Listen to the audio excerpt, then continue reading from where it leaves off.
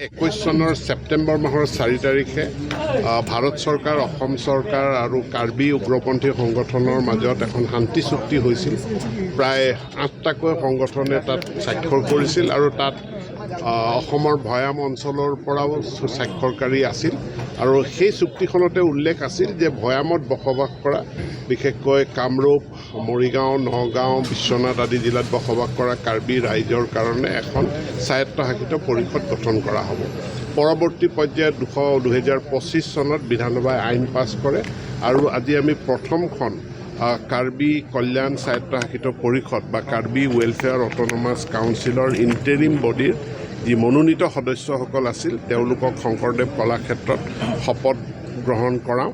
শপত গ্ৰহণ কৰোৱা অনুষ্ঠানত মই নিজে উপস্থিত থাকি সকলোকে অভিনন্দন জনাইছোঁ আৰু আশা কৰোঁ যে ইমান দিন তেওঁলোকে বিভিন্ন সা সুবিধাৰ পৰা বঞ্চিত হৈ থকা ভৈয়ামত বসবাস কৰা কাৰ্বিসকল, যিসকলে 6 শিডিউলৰ কোনো সা সুবিধা নাপায়, সেই কাৰ্বিসকলে এতিয়া এই স্বায়ত্তশাসিত পৰিষদৰ জৰিয়তে চৰকাৰৰ লগত সহযোগিতা কৰিব।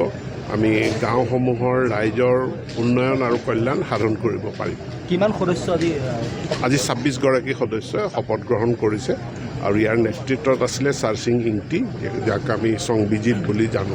আপুনি ভাষণৰ মাজত এটা খুব সুন্দৰ কথা ক'লে, পাহাৰৰ ওপৰত যিসকল যিকোনো খবৰৰ বাবে যোগাযোগ কৰক আমাৰ এই নম্বৰত 9181 307 221।